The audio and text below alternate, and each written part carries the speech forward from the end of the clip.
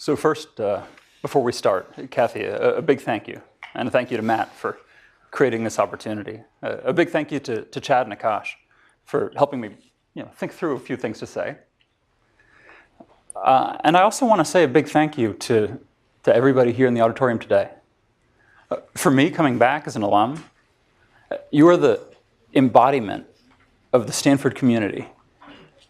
And I feel like I owe such an incredible debt to this community that I appreciate you giving me this opportunity. If you look at, I had this fun conversation with Akash as I was trying to figure out what topics to hit on.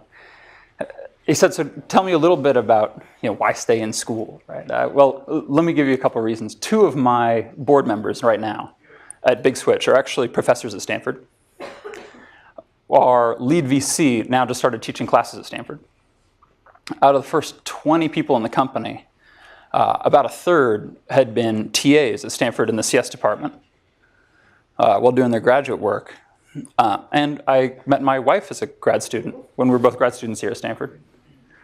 So I hope those are at least a few good reasons to to stay in classes here.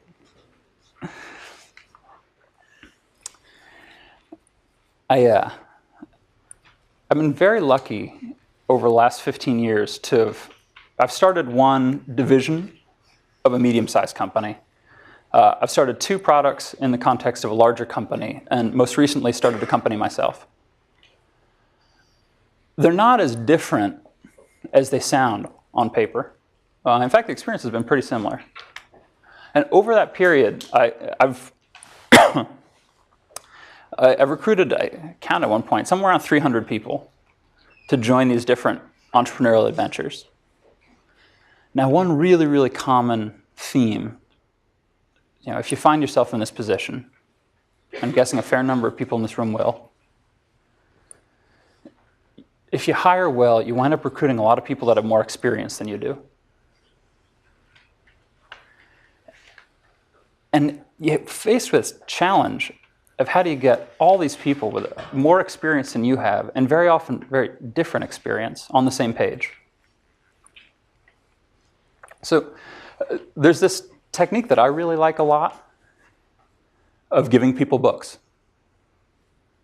I found it helps. Please copy it.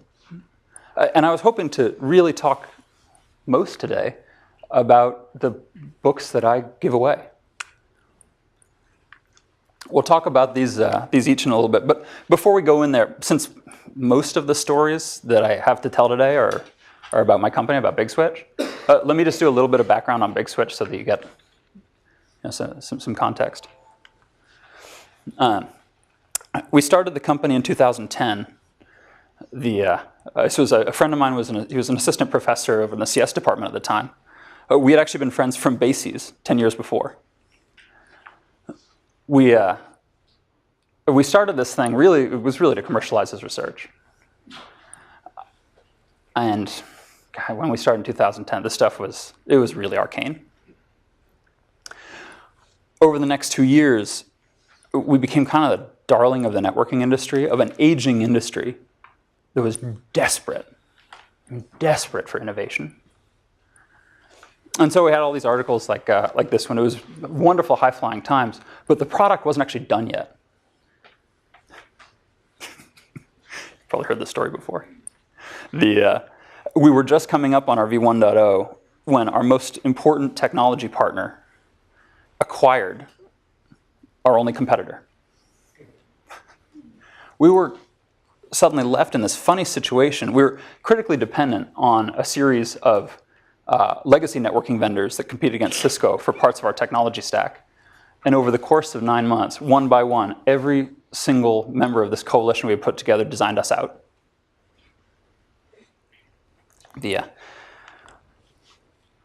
We put together a plan that we put in front of the board in early 2013. It was sort of a double down plan. It said, hey, instead of working with all of these partners for Switch software, we're going to go ahead and build the full technology stack by ourselves. And instead of going to market through them, we're going to go all the way to market directly. It was a bold plan. Everybody in the company is really excited about it. We go into this big board presentation, and we got laughed out of the room. I very specifically remember one of our board members saying, "Guys, this plan is awful. But you have my money." And the board meeting's almost over. So, go on ahead and do it. That's how the thing started. We scrambled out an entry-level product in late 2013, and by 2014, we began to have some revenue coming in. So revenue was starting to trickle in, and frankly, the growth path wasn't too bad. Now, summer 2014, I forget exactly who it was, but somebody in one of the management team meetings said, this intro product we've got, we've never lost. And that was kind of a surprise to everybody involved. The other thing is the beta for our flagship product was going well, and like really well. I mean, people were loving the early beta code that we had together. So by the second half of the year, there was a sort of electricity in the air. It's kind of something good is happening here, and we can't quite put our finger on what it is, but we know something is happening. I want you to keep your eye on this chart. So this is, I call it the Zen pipeline chart. It's the total sales pipeline that you snapshot every month. And if you're in enterprise tech, you spend a lot of time living with this chart. And I want you to look very, very closely, because here's what happened next. That's what you really want to see. This was a really, really good time for the company. This is sort of the eye of the tornado that we're in right now. And as this started happening, more and more people started seeing it, touching and feeling, loving the product. We suddenly had this raft of awards. We just won the Gartner Award. We're now finalists for the Best of Interop Awards to be announced next month. This has just been an absolutely phenomenal ride.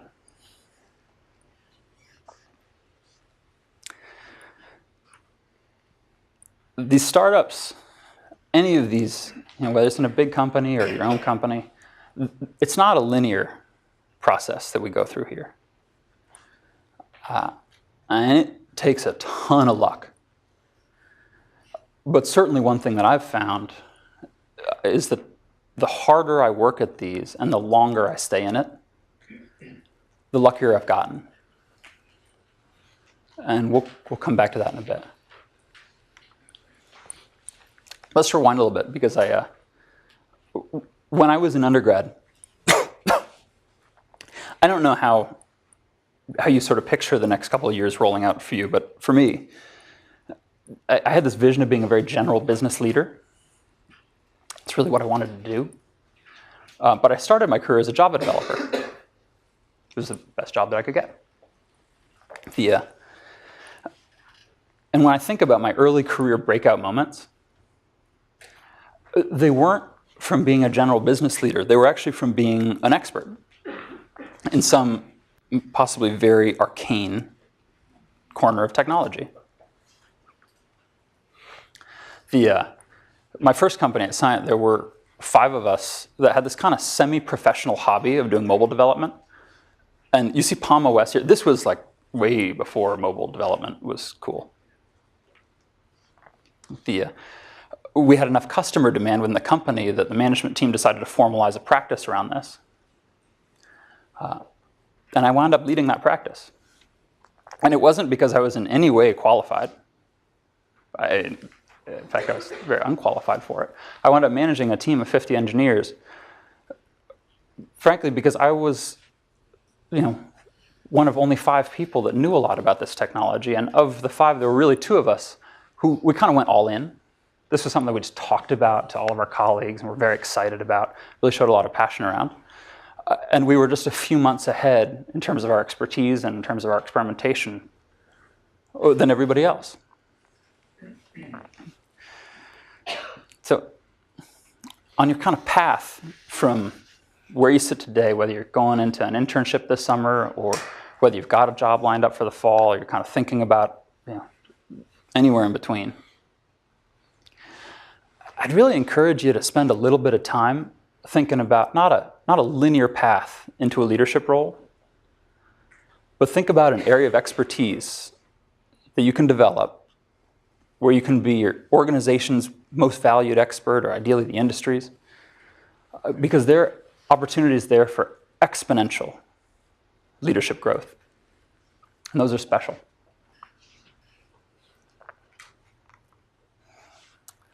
Yeah. So you're on this path, right? From the seats you're in today to some big leadership opportunity.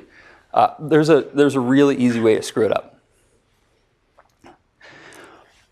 The thing that I look for certainly in great interns that have come to work for our company, great new college hires, great grad college hires, great experienced hires, great members of the management team, great board members.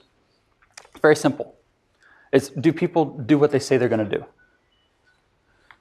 And this isn't a big metaphysical thing. This is like, hey, I'll get you that this afternoon. Does it happen that afternoon or does it not? Hey, I owe this tomorrow. Sure, can I expect it tomorrow or not? Kathy, I'm still very embarrassed. I told you that I would get you a set of bullet points to talk about on Monday. It didn't show up till Tuesday morning. I'm still actually a little mortified about that. The reason doesn't matter. It's do you do what you say you're going to do? I had the unfortunate situation. A couple of years ago, I had to fire the highest paid person at Big Switch. Certainly one of the smartest, and absolutely one of the most qualified. Because frankly, he just wouldn't do what he said he was going to do. There's this really tactical thing that I'd urge you to practice whether it's in an internship or in the next job. And it sounds really simple. At the end of a meeting, you just say, hey, reiterate, here are the things that I said I was going to do, to make sure everybody's clear. And if it's not, it's kind of socially awkward, and sometimes it is. Write an email sometime that afternoon or that evening that says, hey, everybody, here's my understanding of what I said I was going to do. I guarantee it impresses people, and it builds trust. And the really vicious thing about this is that if you don't do it, it erodes the kind of trust that nobody will ever tell you. You'll never get feedback about this until it's way too late. It'll never show up on a performance review. It'll never show up from a friendly colleague. It just doesn't show up until way, way, way past the point when it matters. Beyond just doing it for yourself, I've worked in some high-performance organizations, and frankly, I've worked in some pretty low-performance organizations. And the high-performance organizations, over and over, they're staffed with a lot of people who just do what they say they're going to do. And at the team level, it shows up too. High-performance organization, the marketing team kind of tends to do what they say they're going to do. Sales team does it, engineering team does it. And in the lower-performing ones, in my experience, you wind up with, well, maybe marketing will deliver this, but maybe they won't. So let's have a plan B. Maybe engineering will do this, but maybe they won't. So let's have a plan B or a plan C. Maybe sales will deliver this, but maybe they won't. So let's have a plan A, B, C, and D. And by the time you get to the end of it, the stuff just doesn't make sense anymore. You're managing a meeting where everybody's got 3, 4, 5 contingency plans, and you waste so much time and energy just trying to get something simple done. So on your path from where you sit today to a big leadership position, just keep this in mind.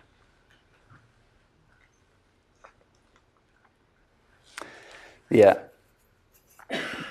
So whether it's a formal or an informal leadership spot, and whether it's some big presentation or whether it's a tricky one-on-one conversation, the brutal facts is that in your first few tries, you probably mess it up. Now, the hope is that if you think about the Stockdale Paradox, you'll either not mess it up very often, or you'll recover quickly enough that you get to keep this leadership position that you've worked so hard to get. Good to Great, it's an interesting book, it's a good read, but specifically the section of it that I think is really, really important. Admiral Stockdale has his own very interesting backstory. But for this purpose, the Stockdale Paradox is this essence of when you're communicating in a leadership situation, balance the brutal facts with the preservation of hope. And I just hope that everybody remembers this. balance the brutal facts with the preservation of hope. We had a company meeting, I think this was back in like early 2012. We had a brutal run-up, 2 months of everybody in the office, every weekend, and a ton of 20-hour days to get into our first, this was a really, really big customer trial we were going into. And the customer kicked us out. And this wasn't like, hey, we'd had many trials and this was the first one we got kicked out of. This was our first trial, and we got kicked out. And so the company's there for the all-hands meeting on Friday, and I was actually the one kind of, to talk everybody through it. I read this great article about Coach K at Duke. It's got this neat style of saying, hey, look, it's not about winning or losing, it's about whether or not you gave it 100%. I had this in my head, and I was really inspired. And if it works for him, it sure doesn't work for me. I think I kind of got the brutal facts part, but over the course of the hour, I kind of missed the preservation of hope bit. Yeah, it was really bad. That afternoon, 4 people almost quit the company, and I had 5 people over the weekend, 5 people I really like and trust, tell me, Kyle, that was the worst leadership talk I have ever seen. So the brutal facts are, the first couple times, probably going to screw this up. But the hope is that if you think about the Stockdale Paradox, when you're in one of these situations, you'll do a better job than I did.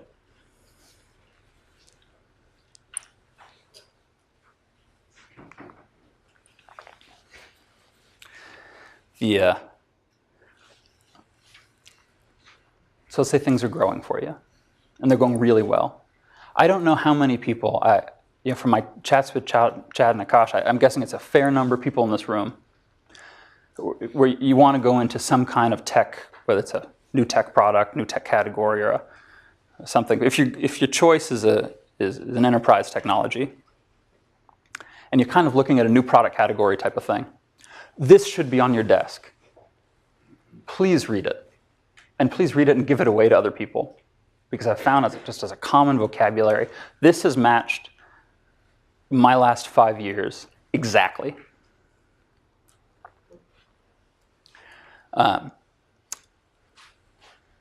So I actually personally signed our first $2 million customers, and I was a big part of sourcing our first multi-million-dollar partnership. And one of the, we can talk about the Chasm bit, but I think one of Moore's really interesting perspectives is that you have this group of people called the Visionaries. And now, the Visionaries are a little quirky to work with. They have no budget. They're very demanding. But when you find Visionaries, they're people who love new technology, and they're willing to take new technology for new technology's sake. And sitting somewhere near them is an early adopter. And you think of the early adopter as generally an upwardly mobile professional, very, very practical, incredibly busy, and they have budget. And they're looking for some kind of change agent in their organization. And they're interested in using technology to do it. I think the point that Moore makes is that you can't skip a step here. You kind of have to win the first group to get to the second group, and they're the gatekeepers for you for the mass market.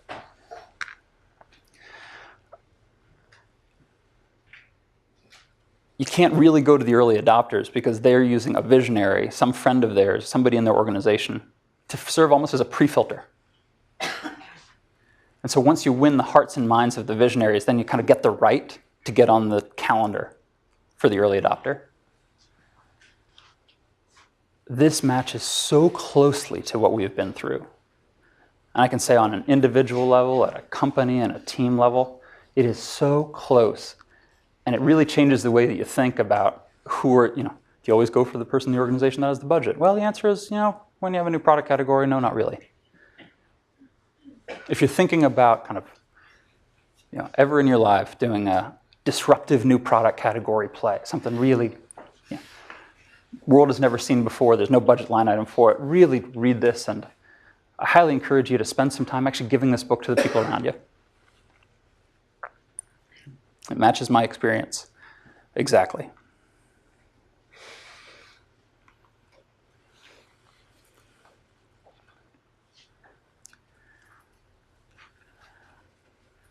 This was when I almost actually didn't put this slide in. Has anybody in this room actually read this book? Yeah. It's a brutally candid, and its critics say too candid, I'd say perspective on human nature. And it's pretty ugly. I actually first read it in grad school, and it didn't really resonate with me at all. So if you read it soon, it might not make a whole lot of sense. But I read it again at different points in my career. I read it again last year. And I want to motivate this by telling you a story. We had this big strategy debate early in the company about the fate of an early generation of the product. Content of the debate doesn't matter much. But I was spending my days flying all over the country, just working with our customers and partners to desperately try to make sure that our trials were going well. I was doing my day job, and I thought that I was doing incredibly well at it. I was. On the strategy debate, I felt very, very passionately about one side of the debate. The guy on the other side was spending his time meeting with different members of the management team, often promising them things that, in my mind, had nothing to do with the strategy debate at hand. Was calling into board members and spending time with members of our board talking about his side of this debate. I had this conversation that I'll never forget with one of our board members that I trust very, very deeply. I'm like halfway through laying out what I think are very well-prepared arguments for this thing. And he stops me and says, "Kyle, you're probably right. And it doesn't matter." He said, "You're very worried about getting the right strategy, and the person sitting on the other side is very concerned about winning the debate. And let me be brutally honest with you, I want to be on the winning side. I don't care that you're right, I'm voting the other way." Like it or not, and I always have a hard time with this, this is part of the fabric of getting things done in an organization of any size. I highly recommend you read this book, and if you really don't like it, read it twice.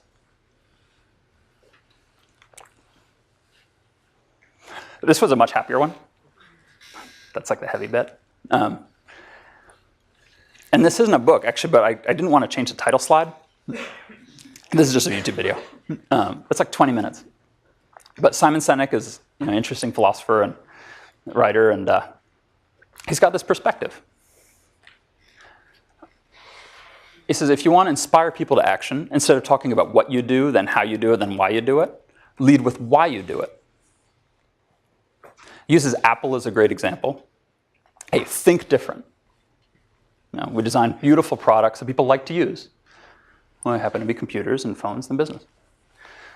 He uses the Wright brothers as a really interesting example. The Wright brothers their team had this mission of building the best airplane that they possibly could. Samuel Pierpont Langley's team, kind of the competitor's team, had them outfunded 10-1, had these incredible luminary thinkers on the team. But their mission, in the void of any articulation of it, was we want to be famous, and we want the fortune that's going to come with building the first airplane. And when the Wright brothers, through a quirk of luck and fate and a lot of blood, sweat, and tears, got the first airplane up and running, the Langley team completely disintegrated. And the Wright brothers team actually just kept on going. They had plenty more inventions after that. I spent about a little over a year as the VP of marketing for Big Switch. And when I kind of first started it, our self-described mission was something along the lines of, we build software-defined networking style operating systems for bare metal switch hardwares to power next-generation packet brokers and leaf-spine L2, L3 cloth switching fabrics. And that means a lot to people in our industry, but it took us about 100 drafts to come up with something a little bit different. That something was, we believe that the network advances that have been made by Google, Amazon, Facebook, and Microsoft should be within reach of a much broader audience. It was funny to see as we kind of converged on this.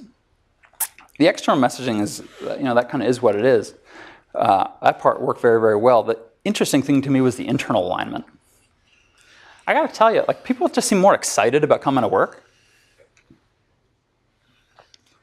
So it takes a ton of drafts to find one of these leadership statements that's not so high level and vague that it's meaningless. It's like a food bank, 10 blocks from my house. It says our mission is to feed the world's hungry. Food bank near DuBose Park in San Francisco. It's a little bit of a mismatch. And then it's really hard to come up with something that's not so detailed that it doesn't really resonate. So getting the right leveling there is something that takes drafts. And if you find yourself in a leadership spot and you're trying to articulate your own why, and you're trying to articulate your organization's why, I'd urge you to have patience. Take the time that it's going to require to do 100 drafts. And the end result of all of this work is probably very, very short. So I love this TED Talk.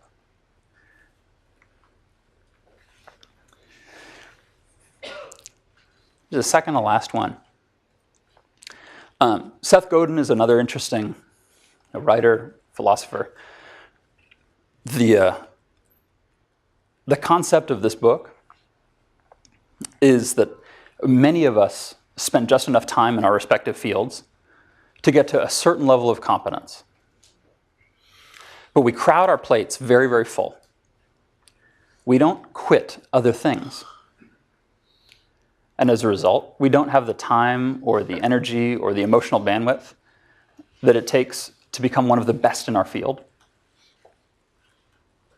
And the demand for the best in the field is 10 XOs for those of us in the middle of the field.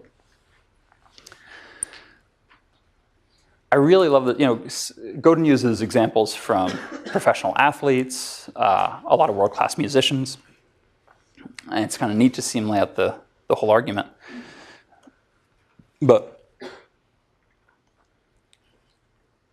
it resonated for me when I spent most of my career at Cisco.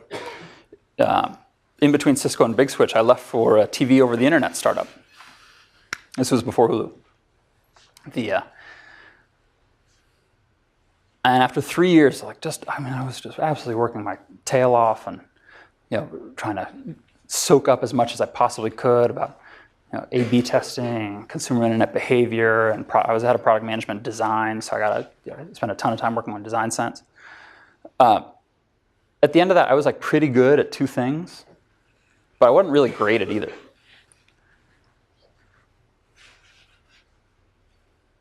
And so I quit. I went back to networking.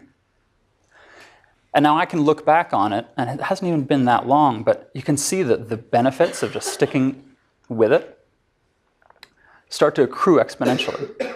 You'd be amazed, networking's a $50 billion industry, but the number of people who drive it is very, very small. On both the vendor side and the customer side, at this point, for me, it's the same names just keep on coming up over and over again. And more often it's, oh yeah, I almost recruited him a couple years ago. Oh, I almost went to work for her back in the day. Oh, yeah, of course we've done business together. This was different business cards, but the idea that, unfortunately, you have to quit a lot of things. And you have to quit a lot of them early in order to find one thing that you want to stick with and be one of the tops in your field.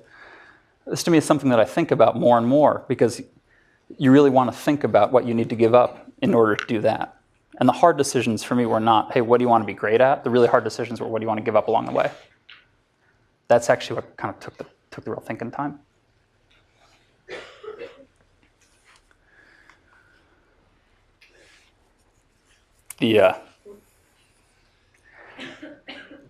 We've kind of talked this whole time about career stuff.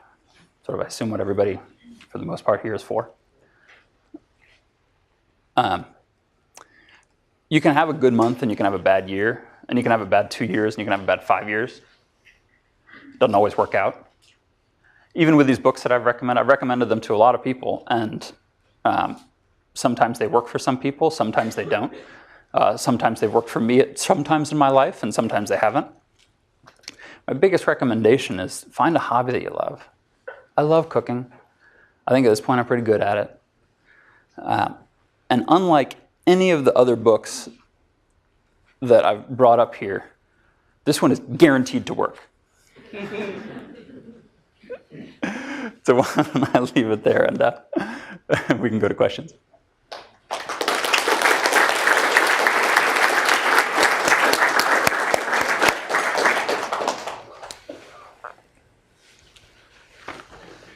What was your biggest challenge at Big Switch Network, and how did you overcome it? Sure, there are many. What would you think? What was the most significant? Sure.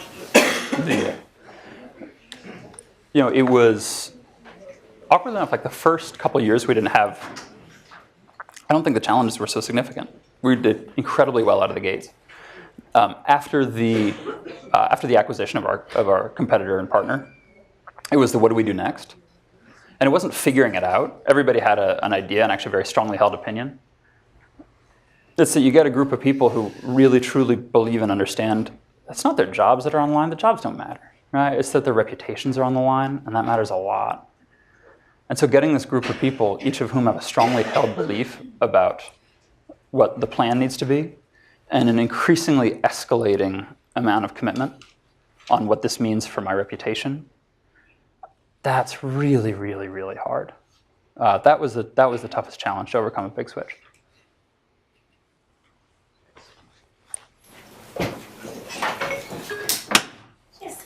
Balance becoming an expert at something with getting the breadth that you need to sort of know what you want to be expert in?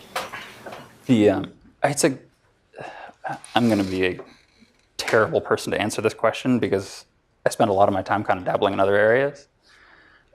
For me, at least, and it's just very personal, the hard thing has not been what I want to be an expert in. That's kind of evolved very organically. I mean, if you asked me 10 years ago I was going to be an expert in starting networking companies,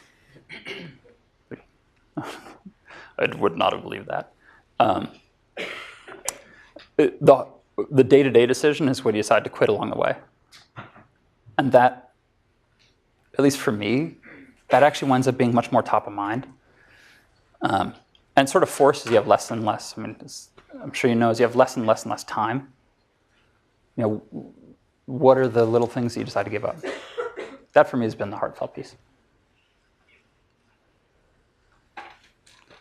Could we agree that the majority of the quintessential leadership qualities are all about making the uncommon common sense common? Making the uncommon sense common? Yeah, making the uncommon common sense common. Yeah, I buy that. A ton of it's just getting people on the same page. And I think that's exactly what you did. I think that's the corollary of exactly what you just said. And some of that's sharing vocabulary. Some of that's understanding that you're on a very different page from somebody else from a risk profile. That takes kind of a long time and a lot of conversations to figure out. So yeah, I would agree with that statement. More serious ones. The book that you have recommended, Crossing the Chasm, is that the title is indicative of the content? Or there are two useful parts to that book. The one that I wind up using a lot is it actually gives names and labels to these different segments. The visionary, the early adopter, the early majority, the late majority, and the laggards. That's the part of the book that for me becomes important because it's a vocabulary. Hey, why are you spending a ton of time and money and energy talking to this particular person? Oh, because they're a visionary. Okay, everybody knows what that means. They have no budget. Oh, yes, but they're a visionary. Oh, okay, I get it. Hey, this person is an early adopter. Well, we really want to change exactly how we're addressing them. Okay, wait, this person's early majority. What they care about is benchmarking. So it gives a really, really useful vocabulary to discuss the people outside the company that you're talking to. And also for me as a retrospective, to recognize where you sit in that spectrum and to recognize there are people who share very different value systems to the left and to the right of you. The book makes a huge point. The name really comes from there's a big chasm between the early adopters and the early majority. And that's a very useful concept too, and it has all kinds of ideas on how to cross that chasm. It's extraordinarily useful. I found that to be more of a practical, it's a very practical concept. The vocabulary is the reason that I give the book to other people.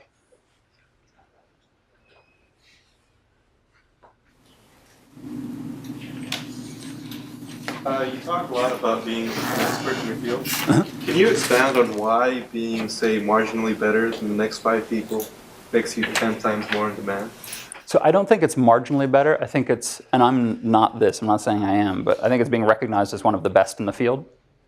I mean, I think of when we've gone out to hire members of the management team, when we've gone out to hire really critical members of the engineering staff, when we've gone out to hire really critical members of our sales staff, of our marketing staff, our business development staff,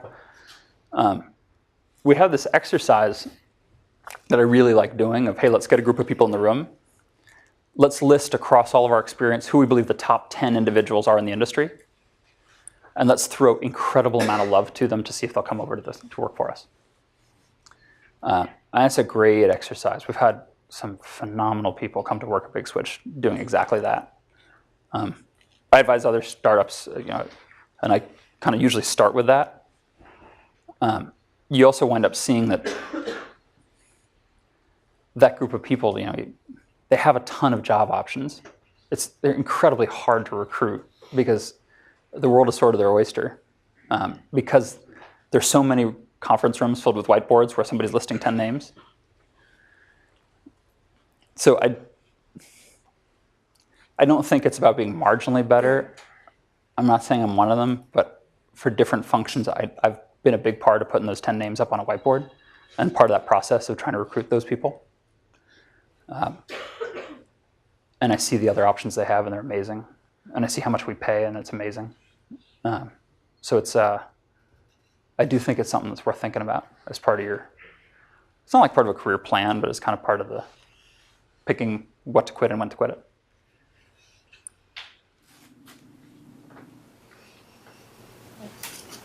From the time you started and now, how much has the industry changed? And how do you respond? Completely. Yeah. And I don't want to spend too much time on the networking industry because my guess is that's of interest to like 7 or 8 of us. But this industry went from. Let me give you a good example. I think one of the really good journalists in our space had this great article saying, "Hey, data center networking has seen more innovation in the last 2 years than in the last 20." And I like to think that this whole SDN movement has been a big part of that. This is an industry that the fundamental basis of competition was speeds and feeds for 20 years. And the end result is that the products are impossible to use, completely impossible and arcane to use. And when you see something like SDN come in and fundamentally change the basis of competition, you see everybody scramble to try to figure out, is it changing? Are we going to win? Are we going to lose? And the industry is in a completely different place.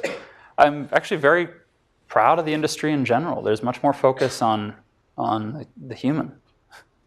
Sounds funny to say, but instead of the throughput.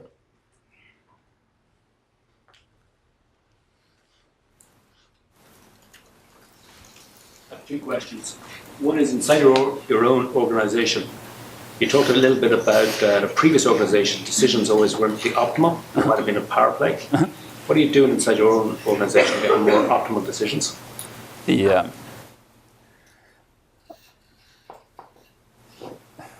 think there are 2 things. Recognizing what's a hard decision that's worth spending a lot of time on, and recognizing what's kind of just something you gotta just do and move on. To me, that's the number one hardest thing.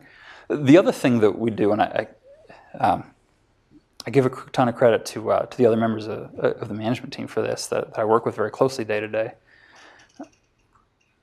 There's a lot of talk about, okay, how should a decision like this be made? Who is going to make decisions like this? How are we going to make this particular decision? And is it going to be a little different from how, in general, we're going to make this type of decision? So there's this sort of, I call it a meta conversation about the decision to be had. And the real screw-ups to me are when you skip that step. Now the trick is, hey, at the very beginning, can you recognize, hey, this is a hard one. It's worth having the meta conversation, versus this meta conversation is going to take us 1, 2, 3 meetings maybe, and we need a decision by the end of the day. My second question was around your strategy, where you went from an OEM kind of customer to a direct. Yeah. Could you talk a little bit through that, because it's a big transition. Was that a desperation or intent? Or just pure crazy. A little bit of both. I think when we started the company, since I had worked at Cisco, I was desperately scared of the Cisco sales force. Like petrified of ever having to go up against them as a startup. And as the company evolved, and partially I think is, frankly, from some of our betas, the product did really, really, really well. We just got emboldened to say, hey, we have a 16,000 person sales force. Can we really go up against that? Well, when you have the opportunity to be product led, and your primary sales motion is, hey, can I put you on the phone with somebody who's using it? Suddenly it kind of feels like it's not a crazy fight to pick.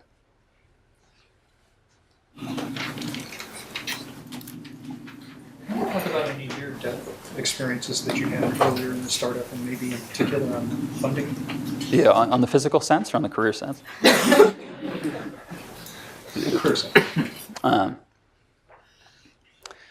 So there were a few. Very early on, I think one of the things that we did that created usually you hear about these near-death experiences in the first year or two. When we started the company, the third week of the company, we had a $375,000 government contract. So we were profitable at 3 weeks. And that was this incredible forcing function, because you could say, hey, both for recruiting and hey, to hold the team together, and instead of the near-death experience, you had this kind of nice, hey, we signed this $375,000 contract, and now we actually really have to deliver it, and that's going to take a year. So I think that for me, it's a best practice of starting a startup. Can you start with a contract?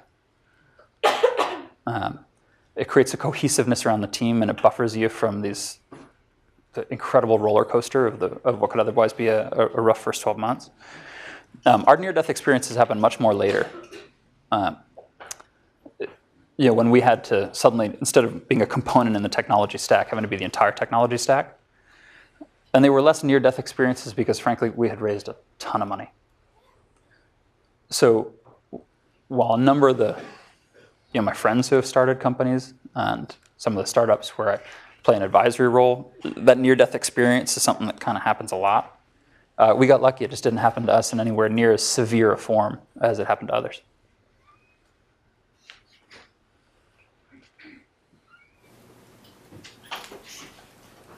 Having worked at Cisco and now competing against them, what's it like fighting an incumbent? Hard.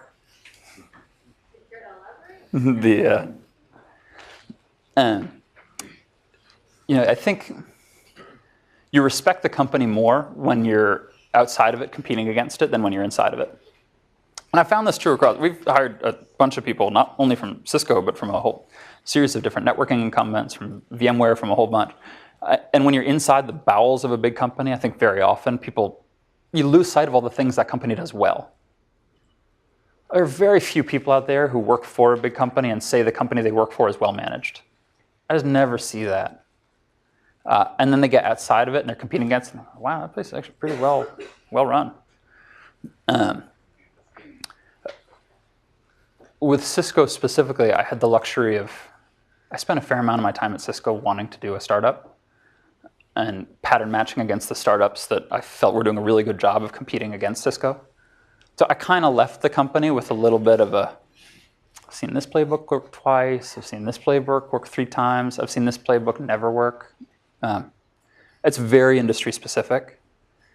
But if you want to compete with an incumbent, I would actually recommend trying to go work there, even if it's only for a year. You develop an awful lot of opinions about what works and what doesn't work.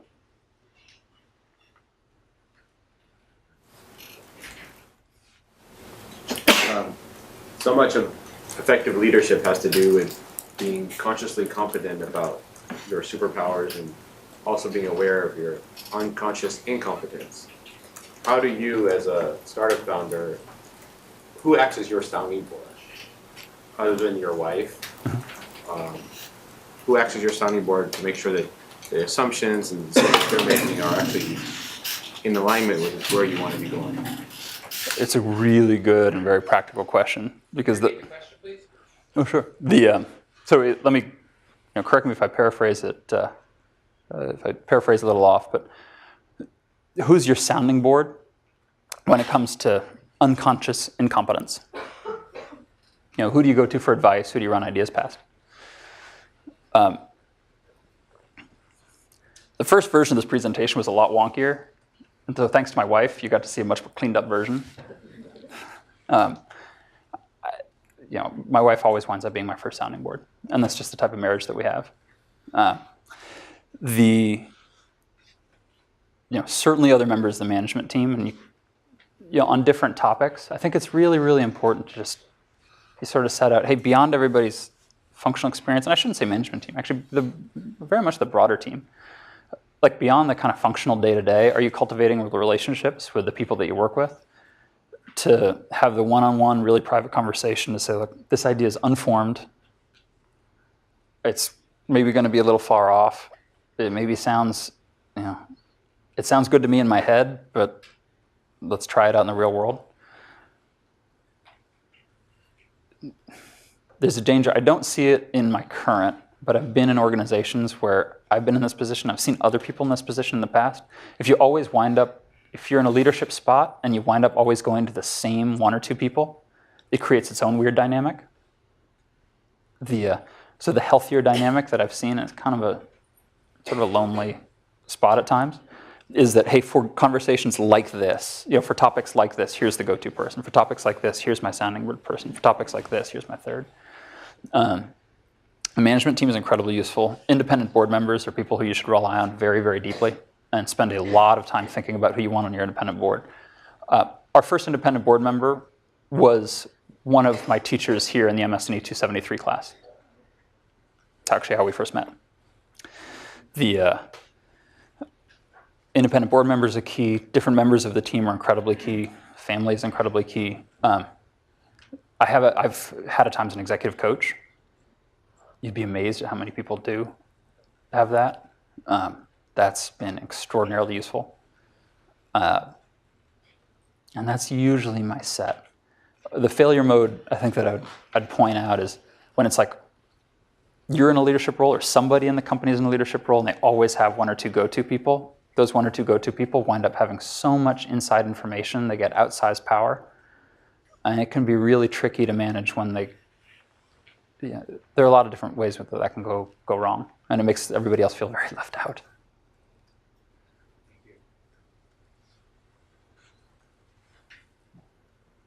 Okay, you want to take the last question? Sure. So big corporations keep growing and growing, and they become like an aging empire. A disease. How do you reverse this culture, bureaucratic culture, and the official imbecility, bureaucratic elephantiasis, and whatnot? My company, we're not there yet. But I'd love to tell you when we get there.